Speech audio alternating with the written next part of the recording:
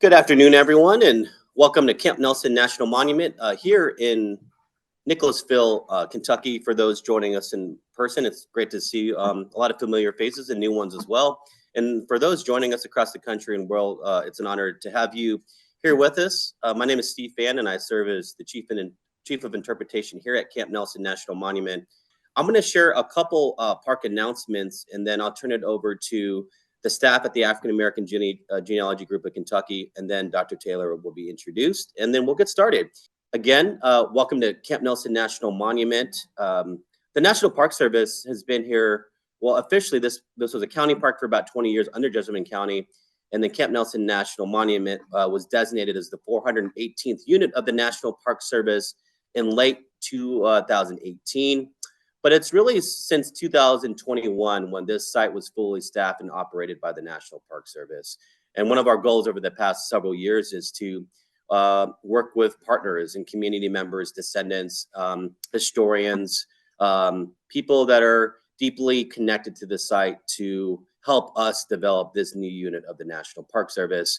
And it's been our great honor to work with the African American Genealogy Group of Kentucky over the past couple of years to amplify the stories of our history. And with the number of people that we see from across the country here and the world, you can see the impact that this organization has on this place in family history, and that the living legacy of Camp Nelson is really one of the reasons why we are all here today. So one of the things I'm going to do real quick is I'm going to provide some updates of what's going on in the parking, especially our summer schedule, and then I'll turn it over to the African American Genealogy Group. Okay, so I'm going to share the screen here, and that's what you can see online, and we can see here in person as well.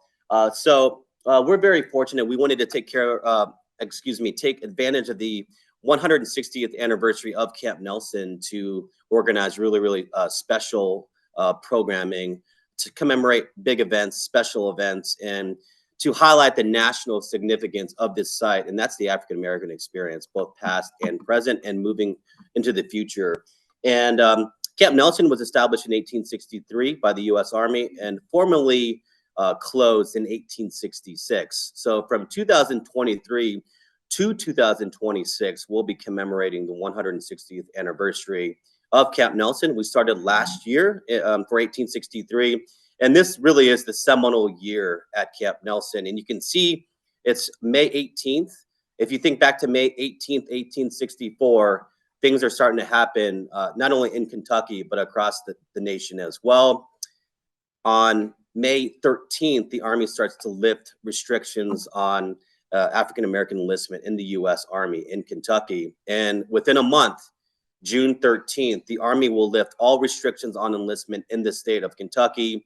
And in the coming days, weeks, and months, over 23,700 African Americans will enlist in the U.S. Army across the state of Kentucky.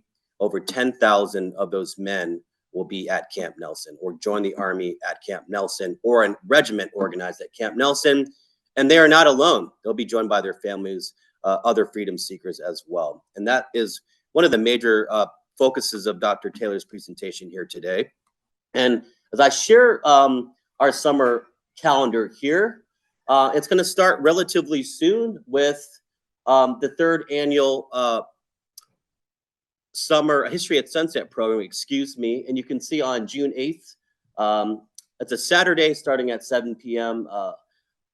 I'll be leading a program with some of our rangers here to talk about this big anniversary, June 13th, when the Army issues General Orders 20, which we call unrestricted enlistment. And as I mentioned, in the coming days and weeks, thousands of Black Kentuckians will join the Army at Camp Nelson. And that's the first big event we have. The following weekend, you see we have 3 programs in a row here.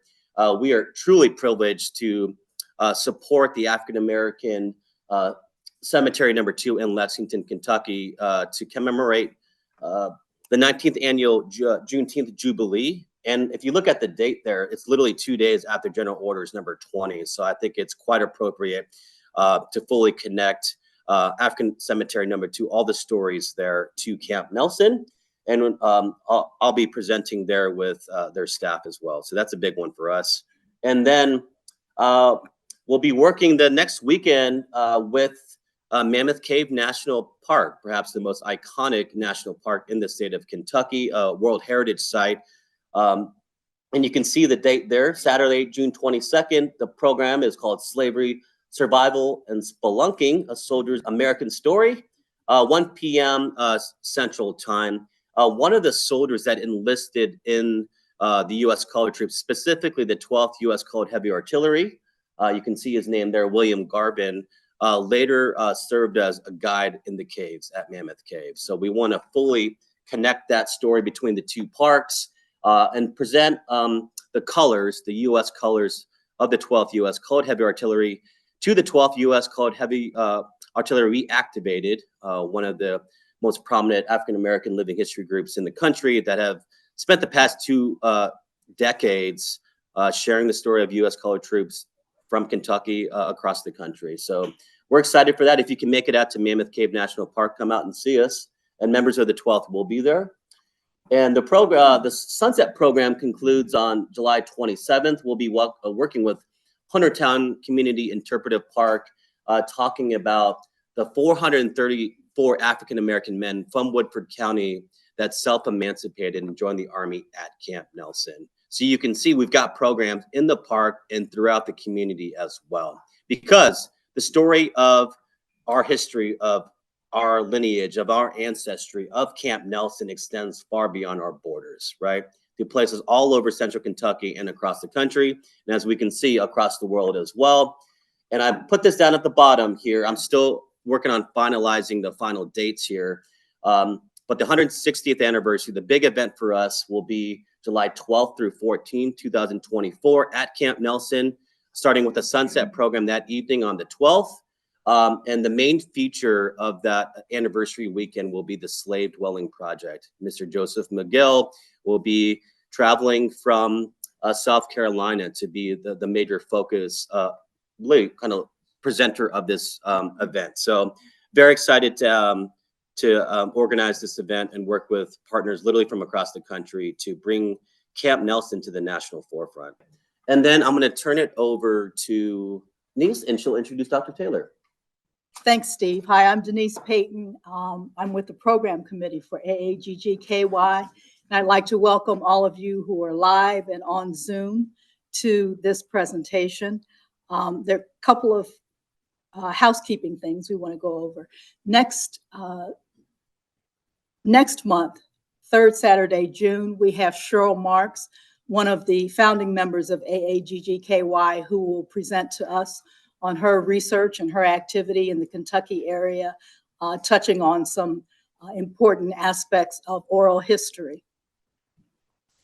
And secondly, after Amy presents, for any of you who are live here and you have questions, we have some index cards at the back table. If you could write your question out, she can read it to the audience and then answer the question. And I think that's it. So moving on. Dr. Amy Murrell Taylor is the T. Marshall Hahn Jr.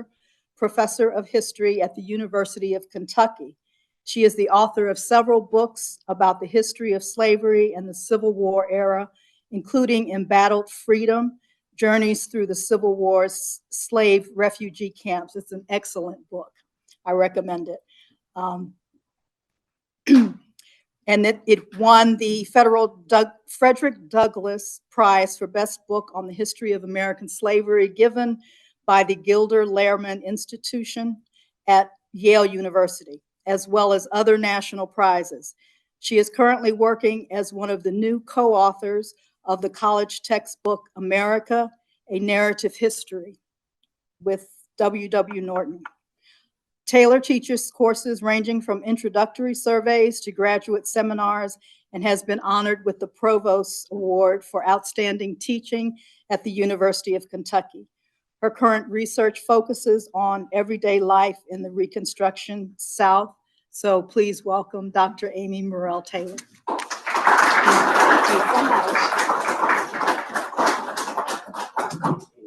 thank you so much for inviting me to be here today, Denise, and to the Society.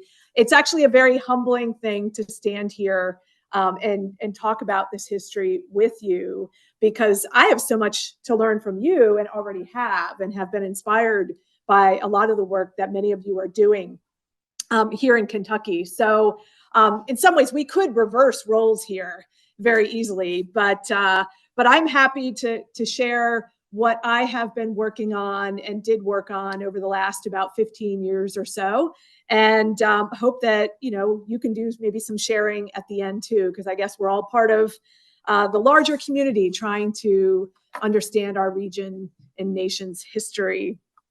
I'm going to begin with an image right there. This is really where I started with my research about 15 years ago. And I saw this image after years of studying the history of the South, particularly the 19th century, the Civil War and Reconstruction. And I thought I knew that history already. I thought I had it down. That's what happens when you go to graduate school in history and they give you exams and run you through the ringer. You feel like by the end of it, I know this history. And then I come across an image like this, and I wasn't sure of what I was really looking at. Who were these people? Where were they exactly? Where were they going? And why were they moving at all? Well, much of my work over time and the subject of what I'm going to talk about today has been about trying to understand that picture and really what surrounded it. What is its story? I could not answer the question right off, I realized, because my studies of history had not given me what I needed in order to understand this picture. I could guess that very likely these were enslaved people or people leaving slavery, given that I did know the photo was taken in 1863 in Virginia. And it's a familiar photo. Some of you may know this photo. But what were enslaved people doing during the Civil War exactly? Not just men, but women and children too, as you can see there. And again, where were they going? A lot of my studies of history up until this point had been about the Civil War as a battle, a series of battles like Gettysburg, with mostly, not entirely, but mostly white soldiers battling it out. And the story I had been told was that Abraham Lincoln then suddenly interrupted things and issued the Emancipation Proclamation. And what do you know? Overnight liberation came. Well, that's the story. Well, that doesn't align with this photograph. This seemed to tell the story of liberation that was not so immediate, not so overnight, something that involved more and more people than Abraham Lincoln. So again, what was their story? Well, trying to understand that question took me on a years-long research journey that I know you all can relate to, through various archives and communities in the South, deep into the National Archives in Washington, D.C., into cemeteries, old abandoned buildings, homes of descendants. And it's been the research journey that's been illuminating, but has also been very much full of holes and questions that still linger, which I'm sure you can also relate to as well. But ultimately, I've come to see that the actions that we see in this photo, even though they are technically still, but it does represent movement with that wagon. And the place of these individuals in the Civil War and their impact on the war, I've come to see it more clearly over time. And the story told by them turns out to be pretty profound and pretty significant. So much so that, yes, I did write a book about it. I was going to put the book cover up, but I just realized I wanted to show that photograph, I don't know if everybody's seen it. So there's the photo, but many Civil War photographs of the time were the basis for engravings that were then published in, say, Harper's Weekly and other publications. And so here's the Harper's Weekly version of that photograph, which is interesting how they reversed it, the perspective. But there's a lot of the detail that stayed the same. It's interesting to look at those two together. In this book, though, I'll just briefly set this up. The book ended up being a story of the mass migration of freedom-seeking people what some historians have called the, quote, greatest slave rebellion in American history. That's one way to put it. That began at the very beginning of the Civil War and ultimately involved at least 500,000 people, or 1/8 of the enslaved population in 1860. 500,000 people who took to the South roads and waterways and fled bondage over and during the war's 4 years. They didn't necessarily go north, which was, of course, the pathway to freedom through the Underground Railroad. No, during war, they sometimes went south, or they went east, or they went west. They sometimes went into more rural areas, or maybe into cities, sometimes to islands, basically anywhere where they could find the US Army. That was the guide, although the Army's complicated too, as I'll come back to. It all started spontaneously at first in Washington, D.C., in Fort Pickens, Florida, near Pensacola, Baltimore, Maryland. Literally days from the beginning of the war at Fort Sumter, enslaved people started fleeing their plantations. And they go to these places where the US Army is, not because they were invited. They were not invited by the US Army, but they went anyway. And they show up, and they were routinely refused shelter and refused to stay and were turned back by the Army. It was US law at the time for the federal government to get involved in turning back enslaved people who were trying to run to freedom. That was the Fugitive Slave Law of 1850. So US officials initially followed their law because they're fighting a war to defend US law, and they turned them back. But by the sheer power of their growing numbers and their persistence, and by the arguments that some of the people fleeing began to make to US officials, things changed. About 6 weeks into the war, the US reversed its position and started allowing people fleeing slavery to stay in the lines of the US Army. And the first place where this happened was on the coast of Virginia at Fort Monroe. It involved all the people you see in these two images. The commanding general at the time had just arrived, General Benjamin Butler, and he was approached by three men, Shepard Mallory, James Townsend, and Frank Baker. And that's an illustration from Butler's memoir. So this is kind of Butler's view of their original meeting. The three men had been enslaved right around Fort Monroe in Hampton, Virginia. And they show up and basically make the argument to Butler that, look, if you allow us to stay in US lines, we'll be happy, or we'll be willing to work for the US Army, and that will take labor away from the Confederacy. And this will serve the US Army's interests. This is a win-win. Well, Butler was persuaded, and so he ultimately issued an order to allow these men and any men and women and children who followed to come into the lines of the US Army. He referred to them as contraband of war. This is how he justified his act. Contraband of war that's, seized enemy property.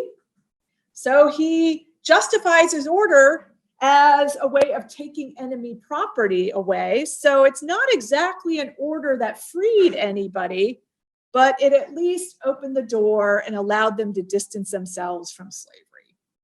So this is Butler's contraband order. And I have to say, actually, tonight I'm getting on Zoom at 7 o'clock because down at Fort Monroe, they're having a big commemoration of this moment that's happening today. So this is a big day for this history.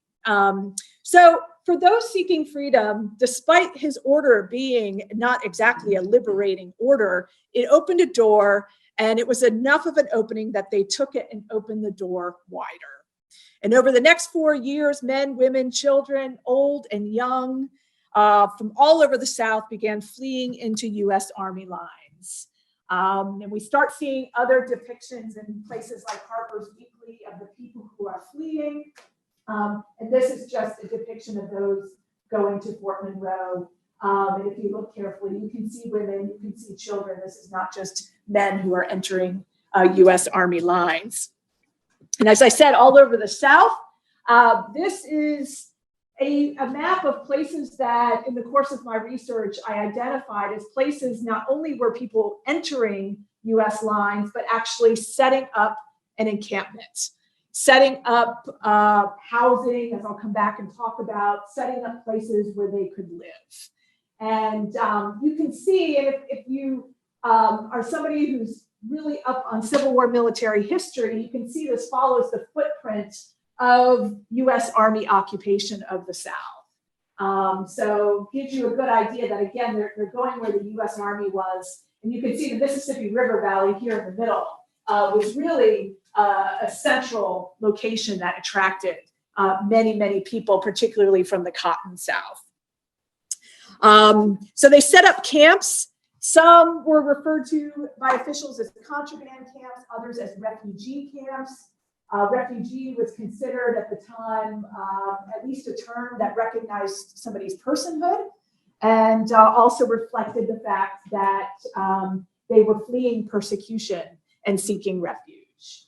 And those dots, if you could go back in time and go to any one of those dots, you might see anywhere from 100 people living there to 10,000 sometimes. Sometimes these were pretty big, massive camps. Should I not move away? Yeah, because they can't hear you. Oh, but if you sorry, everybody. If you want to do that, we can turn the. No, you're fine. I can stay still. You're like a park ranger. Well, this is how I teach, but that's okay. That's right. Okay. So you might have 100, you might have 10,000 people. Again, male, female, children. In some of the places, more than half of the population in these refugee camps were children during the war. So everywhere they went, though, what is really striking is that they exerted force and influence that pushed the US government forward in its emancipation policies. They made sure that emancipation would result from this war. So sure, we have the story of Lincoln waking up one day and deciding that emancipation was a military necessity and the right thing to do. And, he did. That's true. But how did he come to that understanding? How did he come to that realization? Well, he had been receiving for months and months reports about what was going on in these camps, reports about freedom-seeking people from military officials who were sending reports up the chain of command about, thousands of people are here. What do we do now? Or from commissioners that Lincoln himself sent to various places in the South to interview freedom-seeking people and find out. I'm not really sure what their question was. We kind of know what they wanted, but anyway, but to learn more about them. And he also got information from his own son, Robert, who visited Fort Monroe too. So in other words, Lincoln was listening and learning something from the people themselves who are fleeing en masse to these camps.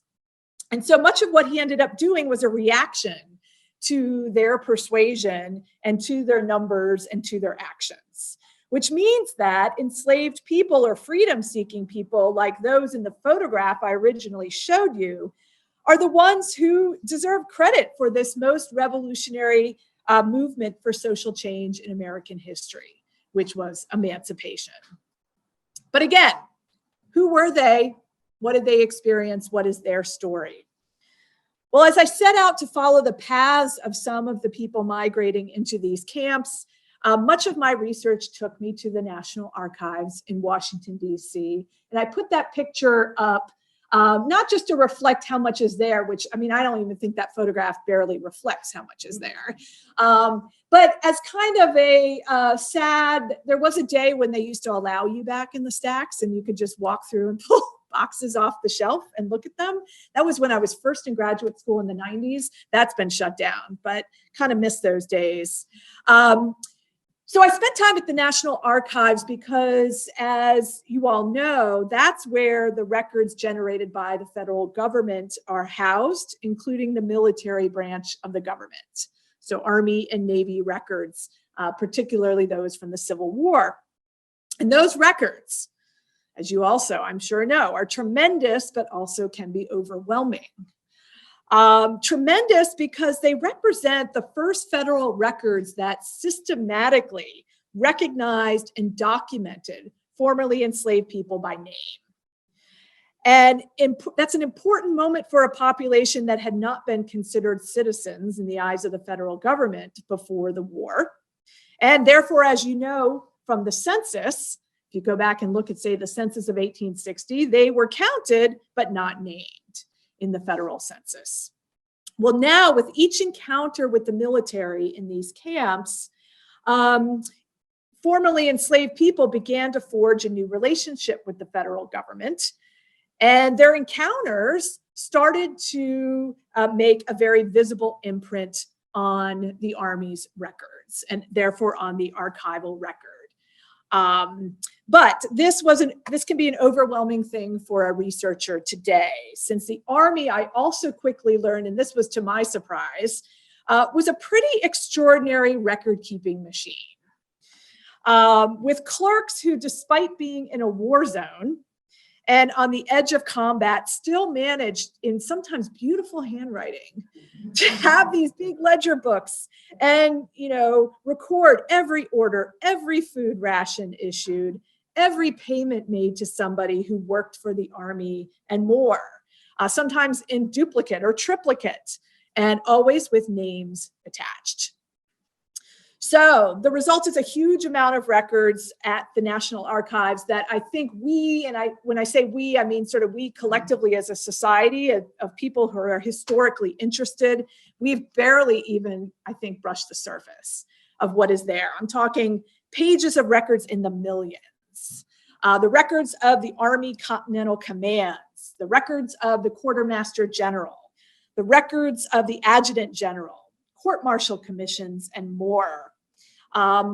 Within those are, of course, the service records and the pension records of men who served and enlisted, which are, as I've already talked to some of you today, really incredible records. But there's more, and I want to just share a few examples of some of the ones that were most useful to me, but also, I guess, surprising to me that they even existed when I first came upon them. And here I just put together a little slide to sort of show how overwhelming sometimes it got.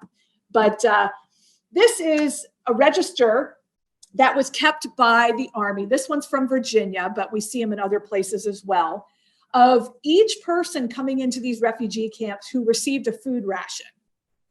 So food rations, they could count on Army issued food for a limited time. The ration provided for these individuals was similar to what the soldiers received, but usually the amounts were less. So not quite equal to what a soldier received. But so they kept records of who got how much food. This is pretty small on the screen. You probably can't see it too well, but you can see names on the left and you can see a lot of women's names there. This is from early 1865. The second column has series with a letter there. If you had the letter A next to your name, that means you were a soldier's wife. If you had the letter B, you were a sailor's wife. And then there were other letters for those who were not married to a soldier or sailor. It's just this page doesn't happen to have it. And then class reflects what class of ration you received. So if you were just on your own, you had a number 1, but if you had a number 5, like you see some there, then you were not only married, but you had about 4 children that you were also trying to feed. It continues on. It shows where they were, what part of Virginia, a column with the husband's name that's only filled out in one case, but you can see the far right column is a company and a regiment. And so what that reflected was the woman's husband, what unit he was in. And one of the things they were doing here was trying to track how many of these refugee women were married, and therefore how many could the government count on getting supported by their husband rather than by the Army. So they wanted to provide food until their husband could provide for them, because that was sort of the assumption that they brought into these camps, that everybody should live in a certain kind of nuclear family and husbands provide and women and children are dependents. Okay, so ration records are ones, this is actually just a quick thing, this is a ration ticket. And the way that the Army would get information about these women and their families is they would assign somebody to go around and talk with each woman and basically survey them and find out, how many children do you have and so forth. This one was from Fort Monroe, Virginia. And there they had a man named Thomas Peake, who was free before the Civil War, free Black man before the Civil War, who knew a lot of the people who were fleeing into Fort Monroe. And so he was somebody who could go around and talk to them, who was knowledgeable, but also familiar to them. And he would issue them a ticket like this, and then they would take the ticket that said, what class and series they were in, how much food they should get.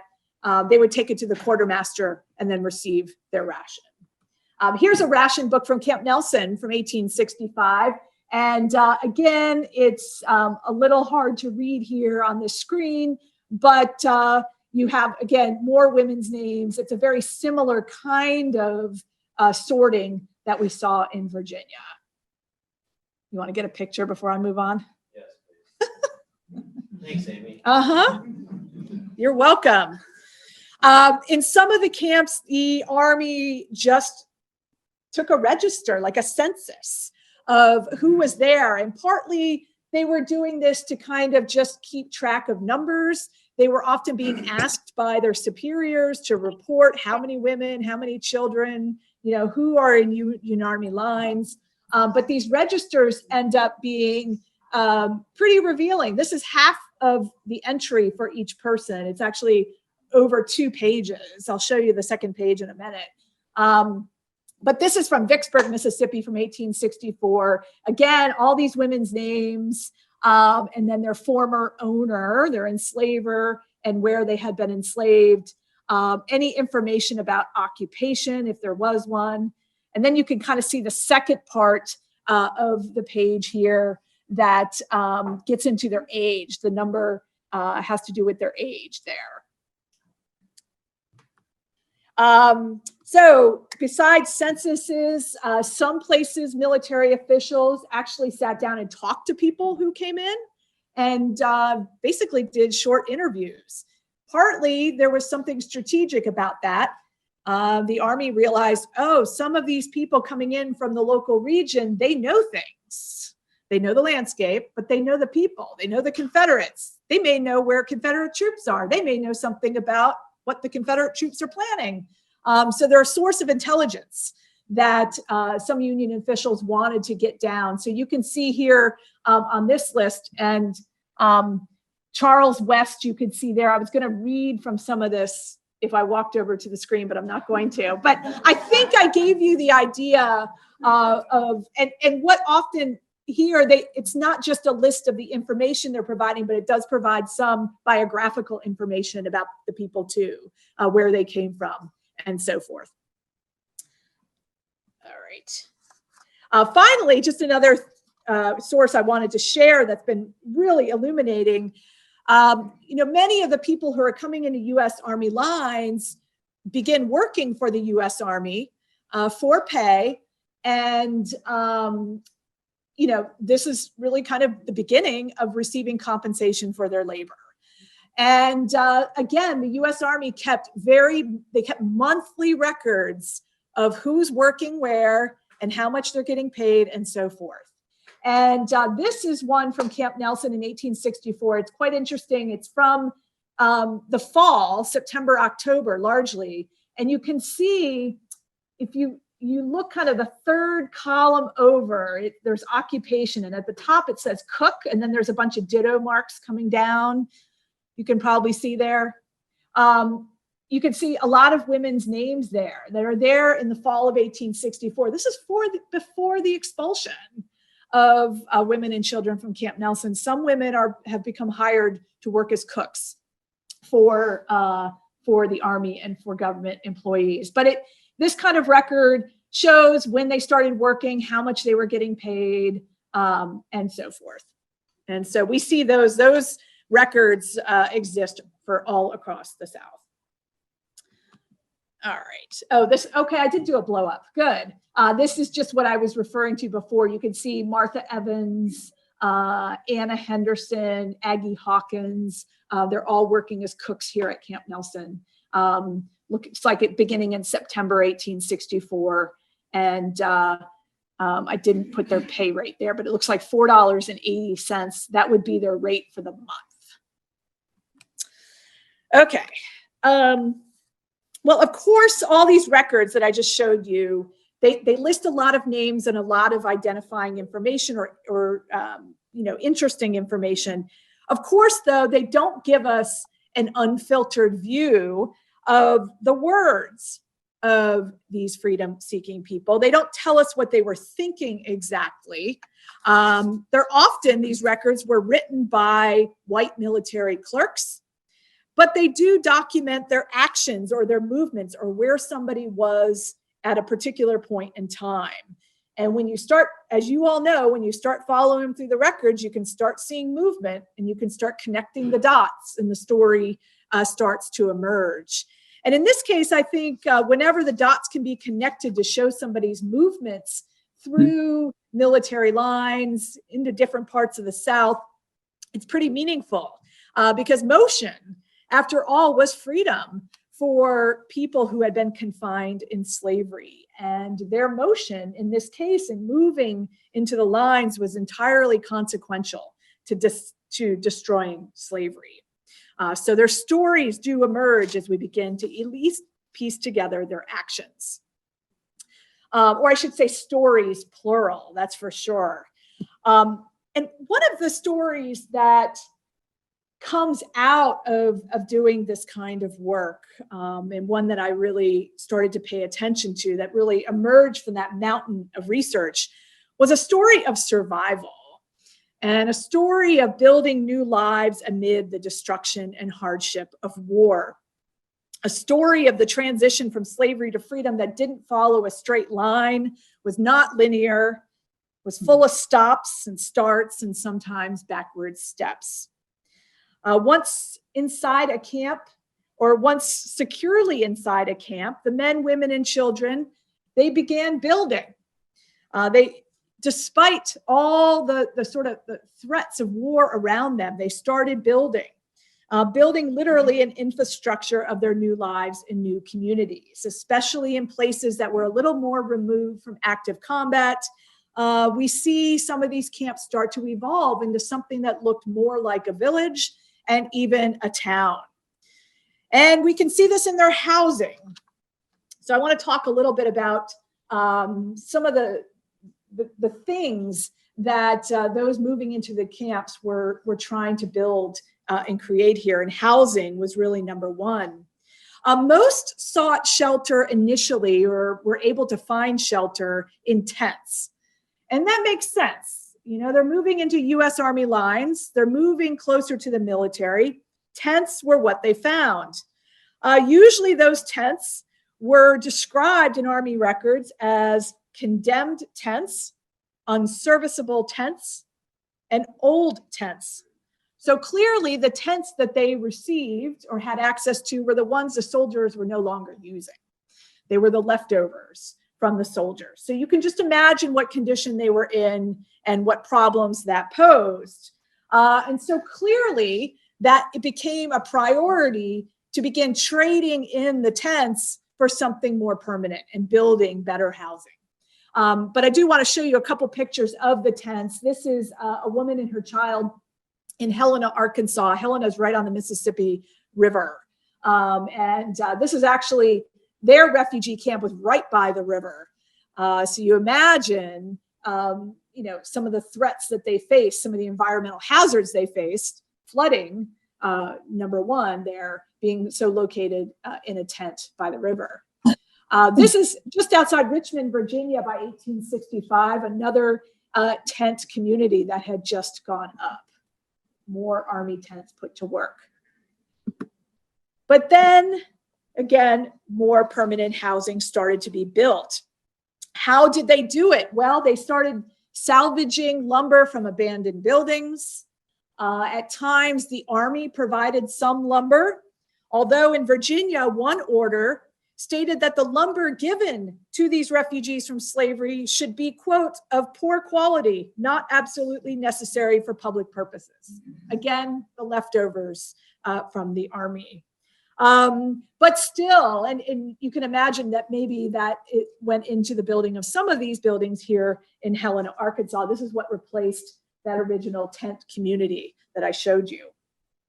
I'll just show you some more pictures here too. The housing went up pretty quickly and really began to transform how some of these local landscapes looked. And I'll just give you some numbers that maybe will help you imagine that. Here is a plantation in Giles County, Tennessee, where in 1860, 63 people had been enslaved on the eve of the war. But in the middle of the war, now 1,400 people were living there in 240 newly built houses. Or another farm, here's Taylor Farm outside Norfolk, Virginia, which 11 enslaved people were living there in 1860. But by the middle of the Civil War, 1,000 people fleeing slavery were there, living in 200 newly built houses. So you can imagine the proliferation of housing and how that just really was beginning to transform things even just visually.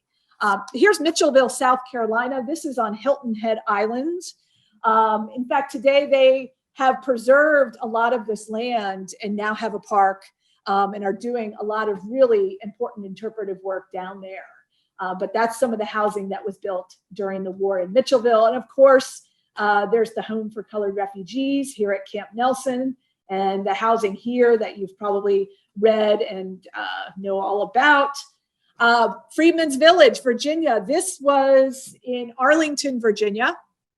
And when you think Arlington, you probably think of the National Cemetery. You may know also who owned the land before it was the National Cemetery and before Freedman's Village was built. That was, of course, Robert E. Lee's land.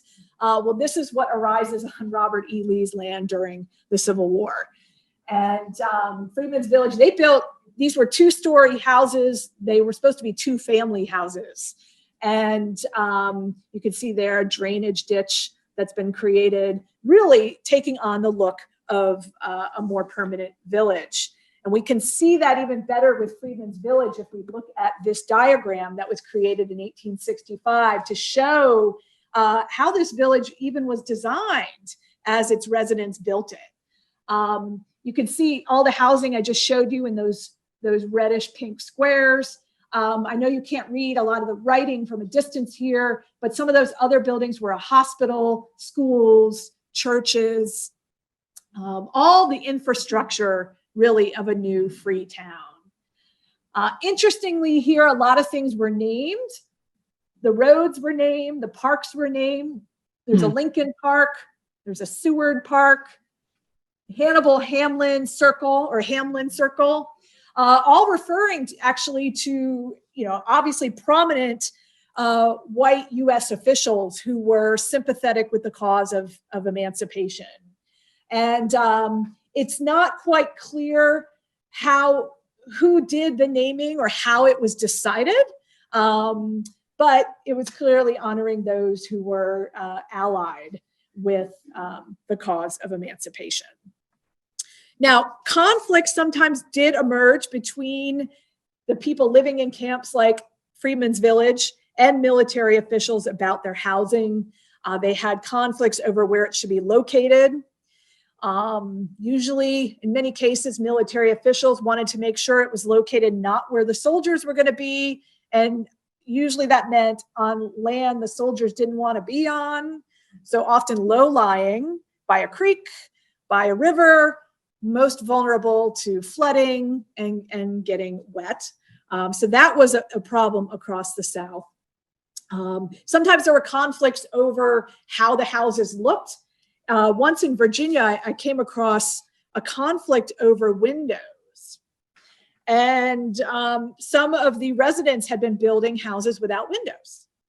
And some of the military officials and some of the northern white missionaries who had come down to help in the camp said, no, they've got to have windows.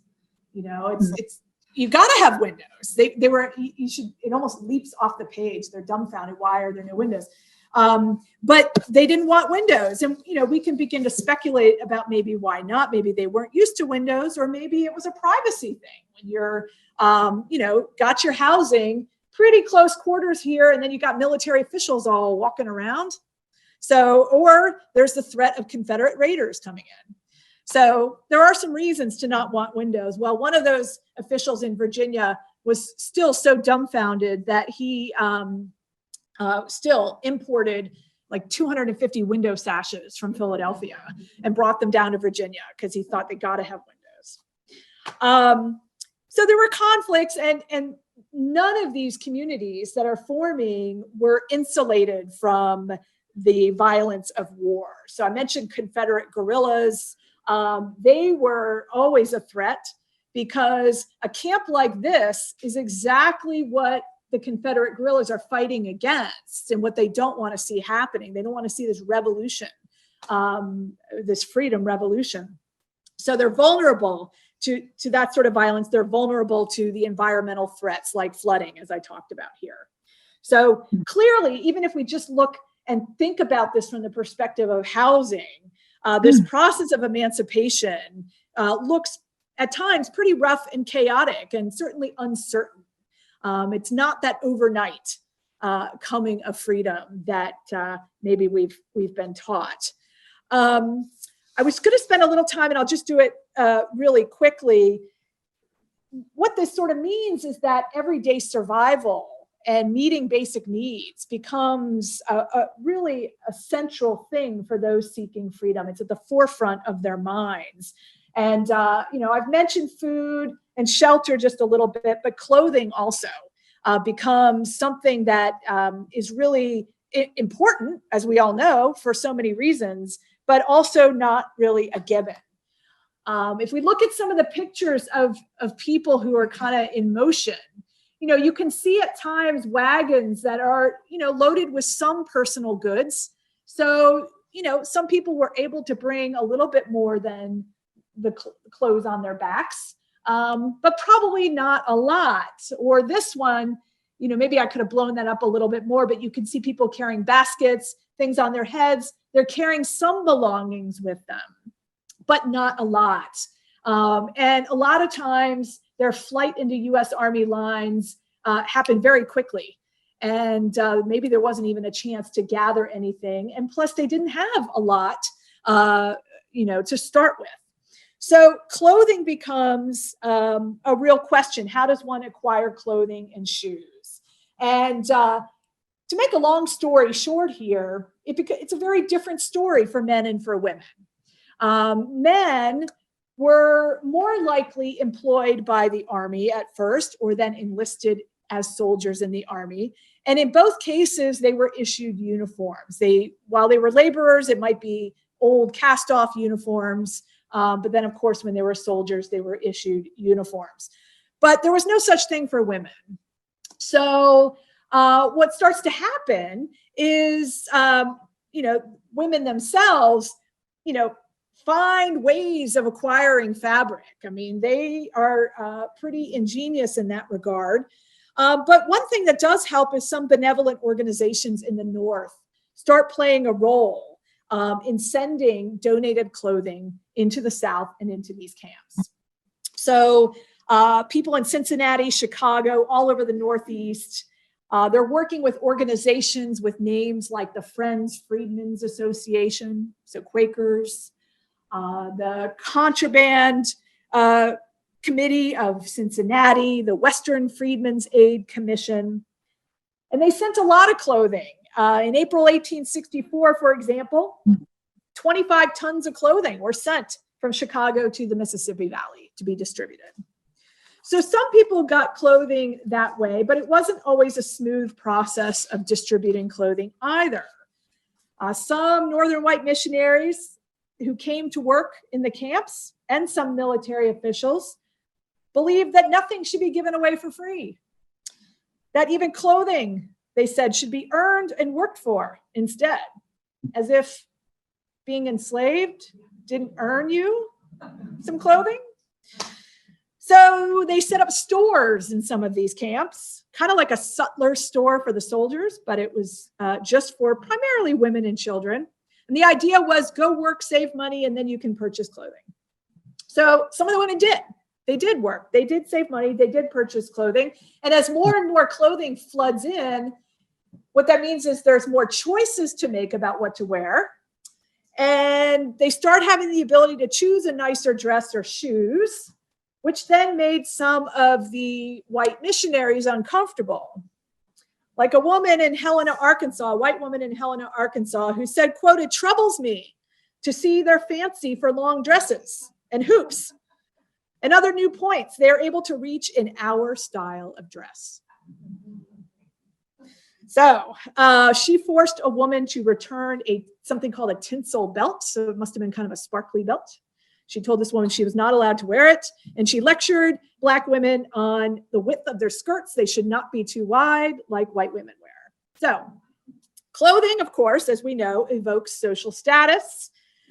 And even for some abolitionist-minded white missionaries, it was one thing to be anti-slavery, but they weren't necessarily pro-racial equality.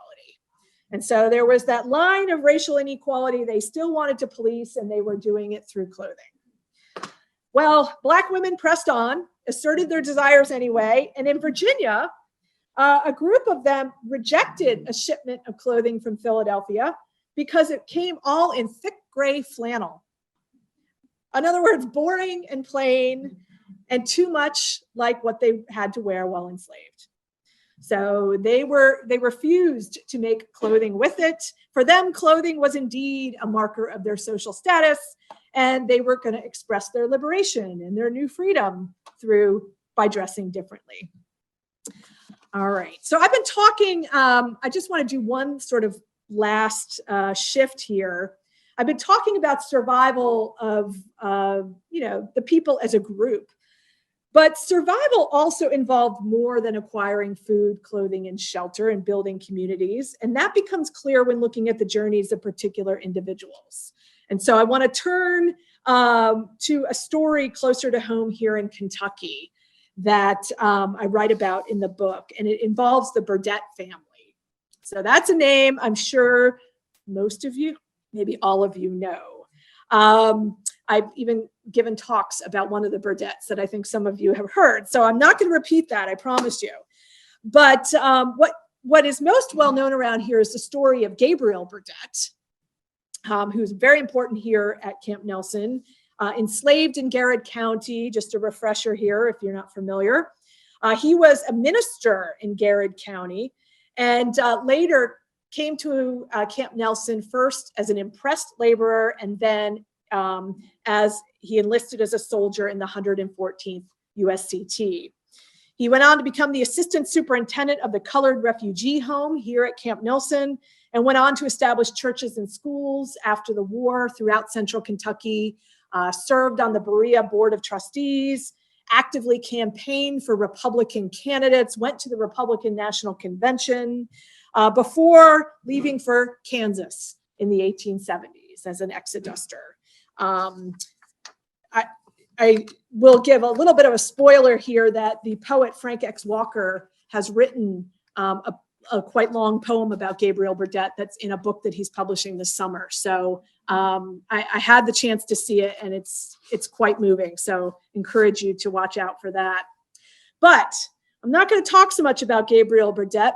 Along with him and along with all the other men were women and children who came into Union lines. What about them? What about the women around Gabriel Burdett? What can military records that we usually associate with men tell us about women? So just briefly sort of wrap up by talking about Clarissa Burdett.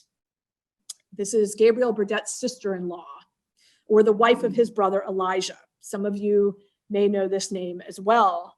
Her story is in many ways more complicated than the story of a man like Gabriel Burdett's ascent to freedom.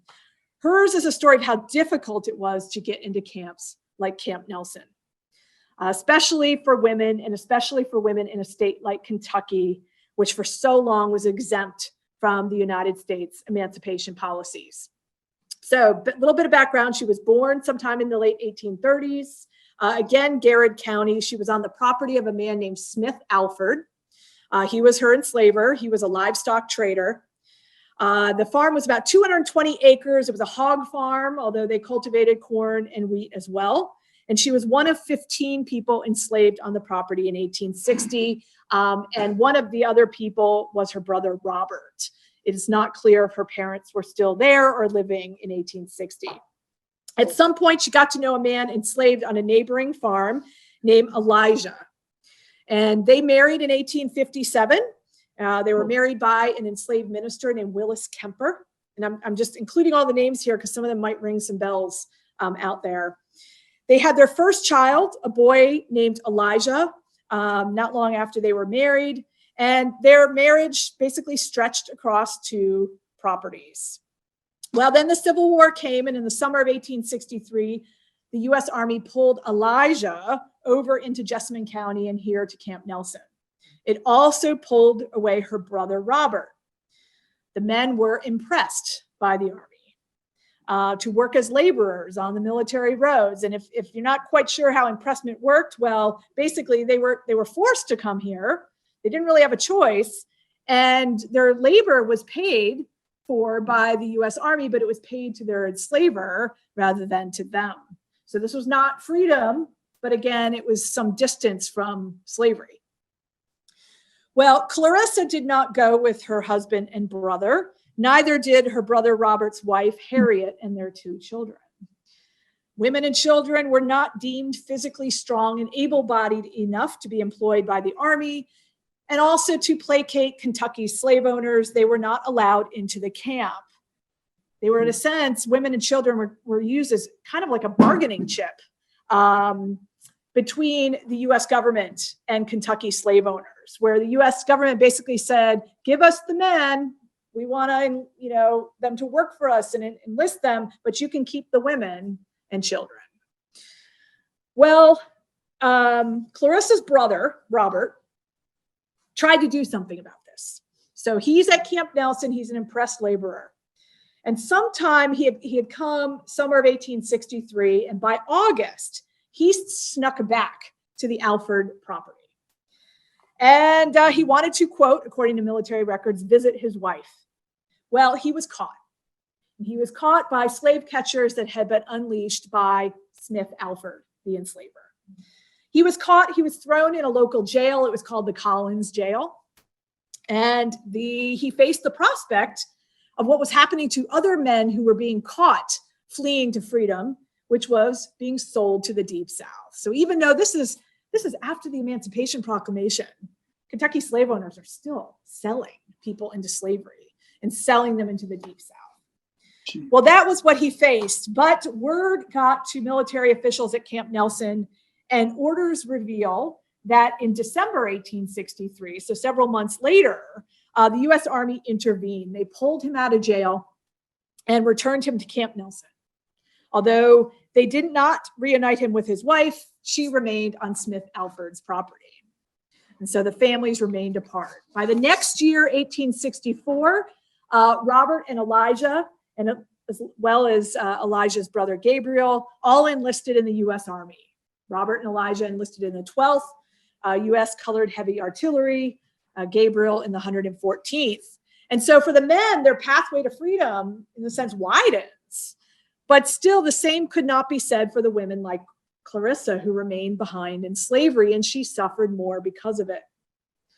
She later testified, quote, when my husband enlisted, my master beat me over the head with an axe, saying as he did so that he beat me for letting Eli Burdett go off, for not stopping her husband. Well, some women managed to break away, as we know from the incredible work they're doing at Camp Nelson to interpret this history. At least 400 women were here by that November 1864. And as the camp memorializes, those 400 or so were violently expelled by U.S. authorities on November 23rd. And they included not Clarissa Burdett, because she wasn't here yet, but people she knew. It's possible to trace people from her neighborhood were among those expelled.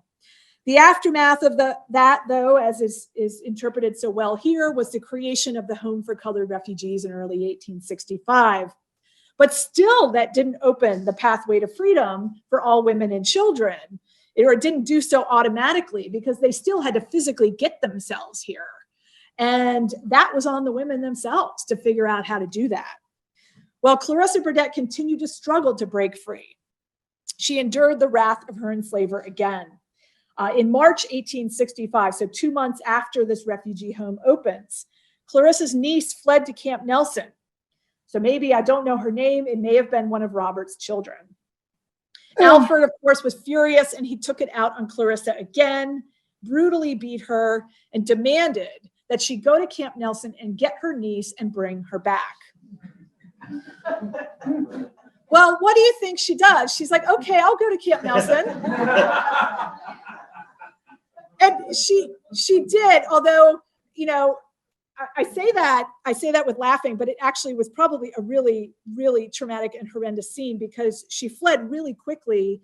She had open wounds on her back, and she had to leave her children behind. She couldn't flee. She was running for her life is what she was doing after he beat her. And she could not get her children and bring them. Maybe he had sequestered them and made it impossible to take the children. Maybe he was using them as some kind of bargaining chip. Well, she fled, and she comes to Camp Nelson, and she approaches the federal officials, and she provides her testimony of everything that she has experienced. And you can imagine, and it's very detailed, you can imagine it's very difficult to have to tell that story to this strange person. But it's one of those things where, in a way, fortunately she did, because now we have a much better understanding of what it was like to try to even get here. Well, the federal officials were willing to intervene. 2 weeks later, a military order came, quote, to arrest and hold subject to orders from the headquarters, Smith Alford, who was charged with inhumanely beating Clarissa Burdett. So he was arrested by US officials and fined. Was not imprisoned, not confined, but he was fined. So I guess he got some punishment. Clarissa and her children, though, finally made it into Camp Nelson permanently at that point. Presumably Robert's family did as well. And here they encountered Gabriel Burdett, who was now the assistant superintendent of the refugee home. But unmistakably, the road to getting here required a determined fight from women like Clarissa. And it's not one we usually talk about with the history of the Civil War and emancipation. If we talk about it being a fight, we talk about the men who enlisted, who did something very brave in fighting for their freedom. But women like Clarissa fought too. They just fought a different kind of battle, but they were fighting their own battles. So freedom, again, certainly wasn't given to a woman like Clarissa Burdett, and it didn't come overnight. It was, again, something to fight for. I just want to, lastly, I know I keep saying I'm about finished, and I can't stop, but I am done, I promise. So back to this image that got me started. Clarissa Burdett's story may have been very different from their story. And I have to admit, I still don't know who they were exactly. And what the particular circumstances were. But I think that's why I keep coming back to this image, because it reminds me of the unknown and the sense of unknowingness, of not knowing, that I think is really important. And it has been for me to keep in mind and to hold on to, because in my line of work as an academically trained historian, we pride ourselves in becoming experts, like we know this stuff. We know, but in fact, that sort of sense of knowing can blind us to the full story and to the stories of individual people who each have something unique to tell us about this history of emancipation and who deserve to have their stories told. So that's, I guess, what it really comes down to, why this image has inspired me and why the work that you all do inspires me as well. It's really, I think, critical to get all of these stories out there, not just a few, representative few. So I will now leave it there. And thank you.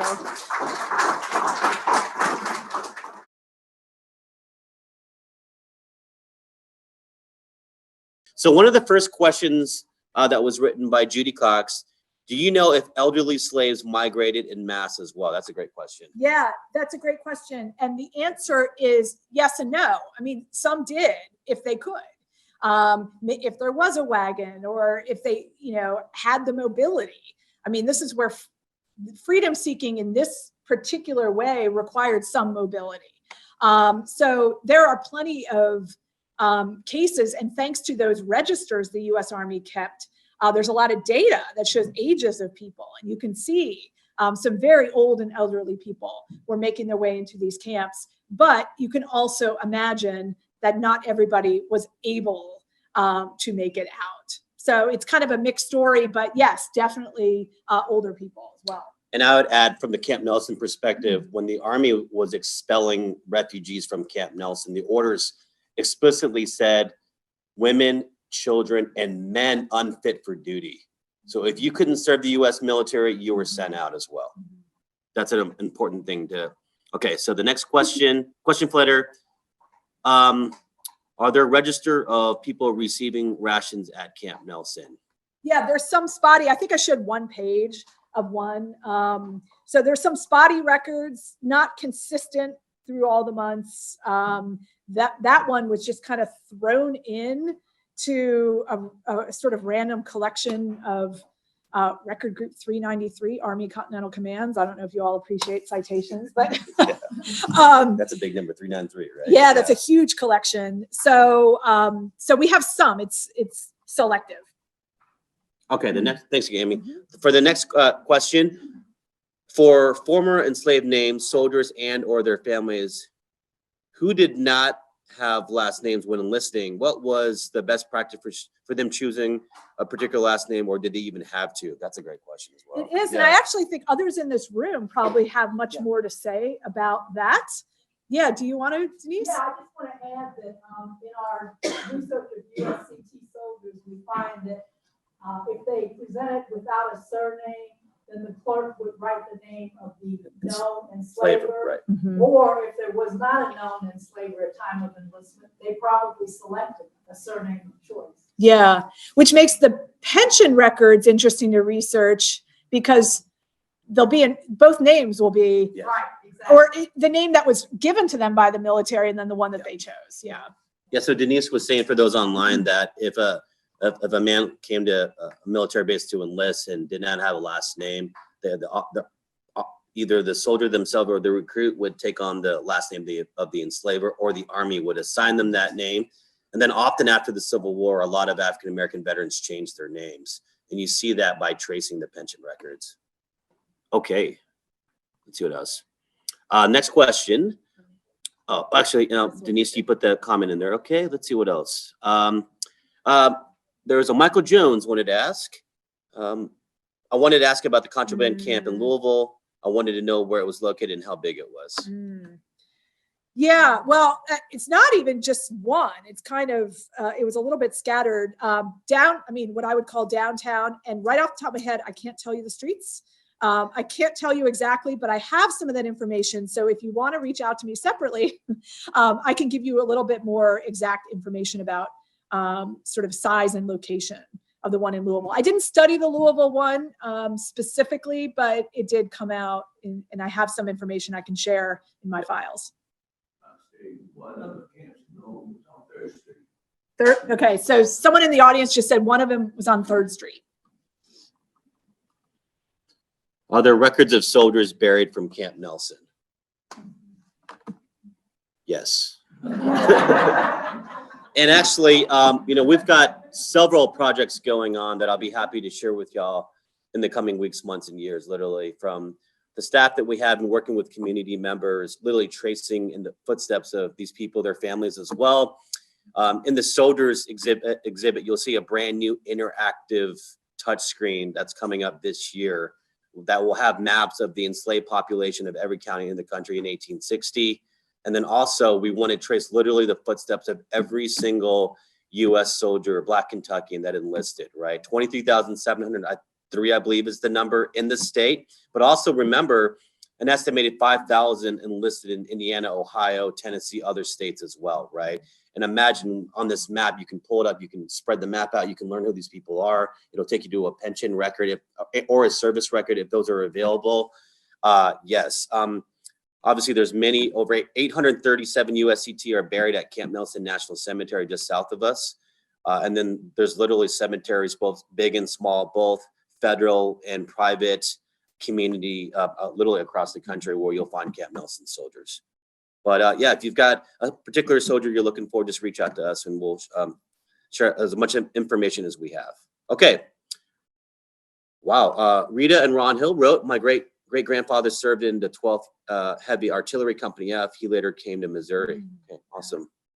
That was the 12th and the 13th were the two largest regiments organized at Camp Nelson. As usual for heavy artillery regiments, 13, 14, even 1,800 men would be a part of these regiments. I think that's the last question online. And also, there were 8 USCT regiments organized at Camp Nelson, 114th, 116th, 119th, and 124th Colored Infantry, 12th and 13th Heavy Artillery, and 5th and 6th Colored Cav. And through our research, we've, and Dr. McBride, a lot of people know Dr. Steve McBride, who was here for so many years. Just looking at the service records, mustered records, the 124th was organized as an invalid regiment, which is really rare. I mean, I literally believe one of only a few Black regiments that were organized as such. And the reason why the Army did this, so it's basically men or young boys that were unfit for military service. They enlisted them to basically free them, to keep them from being expelled from Camp Nelson, if that makes sense. And really, beginning of 1865, and the Army will continue to enlist African-American men at Camp Nelson long into the summer of 1865. Long after Lee surrendered, after Lincoln's assassination. It's because slavery is still legal here until December 6, 1865, with ratification of the 13th Amendment. So, okay. Amy, you want to read this question? Sure, yeah. Did families routinely follow the USCT soldier from camp to camp? Particularly, how did the Union Army address this ongoing migration? So cases where a soldier and his family are in camp, but then he gets sent off somewhere. That's a really interesting question. I would say no, they did not routinely follow. But sometimes we see a wife or a sister or a mother who gets employed by the company as a laundress, as a cook. And then that becomes a way to stay with their family member. And there's a lot of documented cases of that. That's a lot harder for a woman who has children.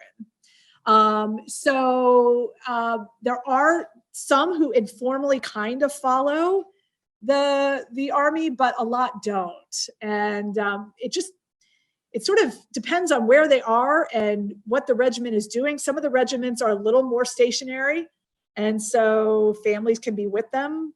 Some of the regiments are moving, from here to Virginia, eventually to Texas. A lot more difficult for a family to follow. So what that means is, in some cases, there is like a secondary separation that happens, and that becomes a really hard thing because now they wonder anew. Is my husband alive? What's happening? Some of the same fears that were reminiscent of a family member sold away by the slave trade. So it's a really mixed picture, but there are those cases of women who do become employed by the regiment, and they do stick together. And I would also add, and we have this featured on our website. There was a group of USCT soldiers that were organized at Camp Nelson. They were down in Texas, right? And these regiments, the 114th and 116th, were there until 1867, obviously long after the Civil War. There was a group of sergeants, U.S. colored troop sergeants, that wrote directly to President Andrew Johnson, asking for government support for their families back in Kentucky. And it's on our website. So go check out the history and culture section. It's really powerful because they say, hey, we enlisted to support the Union, win this war, but also to take care of our families. The government promised to take care of our families, and they're like in starving condition. And the men obviously want to leave and go back home, but they're staying in their ranks, right? But it's incredible. They literally wrote directly to the President of the United States. So something to think about.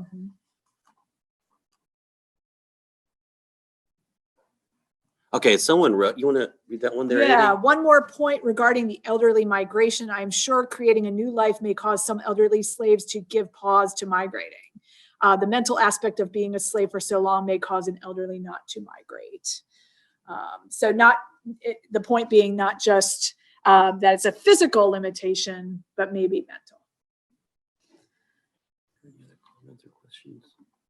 No. Okay. Anybody out there? Yeah, is anyone out here that has a question? If you have it, I can, you know. Can you speak to any of the expulsions that may have occurred at Camp Nelson and the possibility that there were people who starved to death as well as froze to death in connection with those expulsions? So, oh, go ahead. No, you want to tell them? Yeah, the question was about the expulsion of refugees from Camp Nelson and the impact and even the experiences, yes. Yeah, I think that actually was what originally drew me to Camp Nelson's story, because I had come across, even in newspapers, these newspapers from the time, stories about these expulsions that were getting covered in New York newspapers and Washington newspapers. So something big was happening here. This was something that, I mean, I counted, I think, 9 different expulsions from the summer of 1864 through November 1864. So 9 different times where the U.S. Army kind of basically rounds up women and children and tells them to get out of military lines. This is something that happens in other places, but happens most intensely here in Kentucky, largely because of what we've talked about. The United States is exempting Kentucky from a lot of its emancipation policies. So trying to keep the women and children there to keep the slave owners happy. But it's the one in November that is the one that takes place in that cold weather. And this is the story that you all tell so well here. So I don't know if I need to retell that story. But that's the one that finally gets the national attention. And, it was striking to me to not just see the press coverage of it, but some of the testimonies of the soldiers, the husbands and fathers who go looking for their families who have been expelled. They come back here, they, issue a statement, they dictate a statement, and then it ends up being read on the floor of Congress in Washington. The statement of Joseph Miller, soldier in the 124th USCT. They're reading on the floor of Congress to basically make the point to Congress that the United States should not be inflicting such treatment on the families of its soldiers, of its own soldiers, and to also make the point that emancipation policies need to be opened and widened more to women and children. And ultimately, this does result in the new federal law in March 1865 that all wives and children of U.S. soldiers would be freed, even in Kentucky. And there were affidavits, actually. There was a federal investigation that took place at Camp Nelson.